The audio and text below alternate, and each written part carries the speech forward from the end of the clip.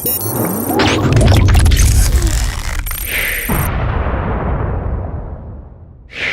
بالله من الشيطان الرجيم.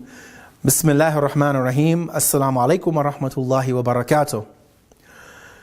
This week, for our thought of the week, we have a bit of a lengthy tradition to go through. But its length is obviously due to its importance. And its importance is on us as human beings, as Muslims, as believers, and things that we will be questioned about on the Day of Judgment. You know, when you look at the entire review and synopsis of the Day of Judgment, whether it's within the ayat of the Quran, the verses of the Book of God, or the sayings of the Prophet and his 14 infallibles, we have an understanding that there will be many things that you and I will be questioned about on the Day of Resurrection. Obviously, our individual actions are first and foremost at that list of what we will be asked about. How we dealt with, our own personal selves, how we dealt with others, how we dealt with God. And all of these really will be, stages to go through on the Day of Resurrection. There are a lot of things obviously spoken about, and it's obviously not possible to enumerate everything that will happen on the Day of Judgment. But suffice it to mention that we're told that there are 50 stages on the Day of Judgment.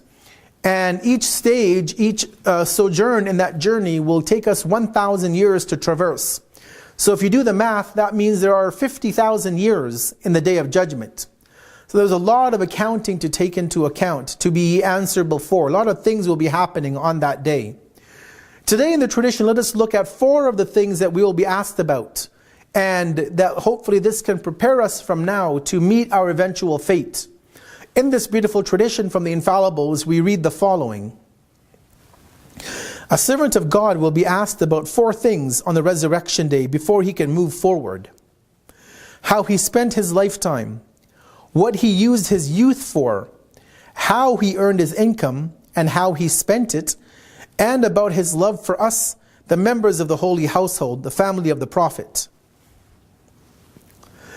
As we see in this tradition, the Day of Judgment will be something of great importance. Many things will be asked.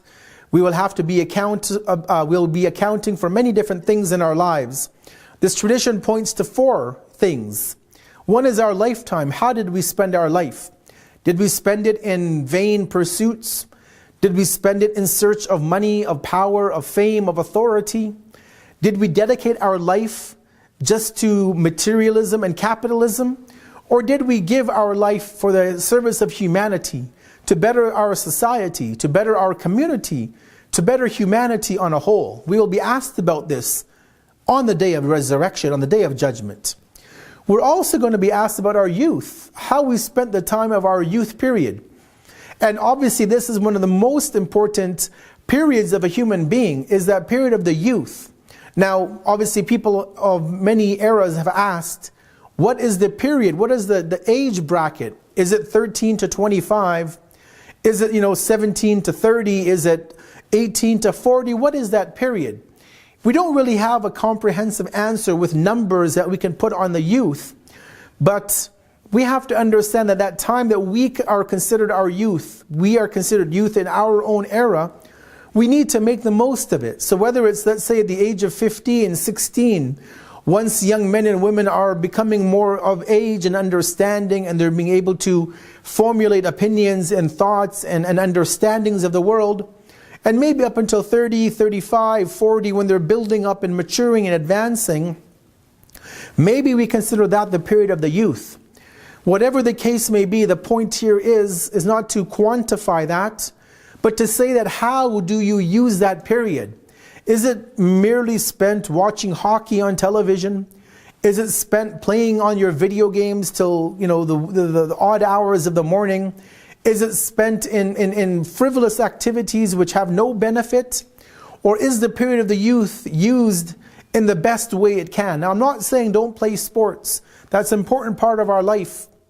I'm not saying don't play video games, because we all need to unwind and relax and just have some chill time on our own. That's also an aspect of religion. But we need to be serious, especially when the young men and women are growing up, that they make the most of that opportunity of their youth to do whatever it is that they can do for their own betterment. The third portion of the hadith says that what we will be questioned about is our income, how we earned it, and where we spent it. And that's why it's such an important discussion to have with our youth especially, and also everybody within our Muslim community, of how we are earning our money. Are we in professions which are impermissible? Do we have a business which is selling illicit goods? Do we engage in transactions or selling, for example, things that are not allowed to be sold? We have to be very careful not only of where we get our money from, but as the hadith says, how we spend our money. We'll be questioned on both ends, where the source of the income is and where it was expended. Something to think about before we go and waste money and blow our paycheck on things which are not going to benefit us and which may actually cause us more grief on the Day of Judgment. And last but not least, the hadith says, our love, how we dealt with the Ahlul Bayt, the family of the Prophet. Because we know as Muslims, no matter what persuasion we follow, that the Ahlul Bayt, the family of the Prophet, and these are defined specific individuals, a specific aspect or branch of the family of the Prophet, that we have to love, honor, cherish, and respect. And how we deal with them. Do we deal with them as previous generations did, by imprisoning them, by poisoning them, by committing crimes against them? Or do we honor their legacy? Do we follow them? Do we read about them? Do we honor their events that mark important, significant milestones in their own life? We have to ensure that we follow the Prophet and his family, give them the love and the respect that they don't need from us, but that we are obligated to show to them, as the Quran has shown us to love and respect the family of the Prophet. So as we close, let us remember as we begin this new week, that how we deal with these four aspects, because we will be asked about these on the Day of Judgment before we are allowed to take even one step forward towards our eventual home, which I pray for all of us is paradise. Wassalamu alaikum wa rahmatullahi wa barakatuh.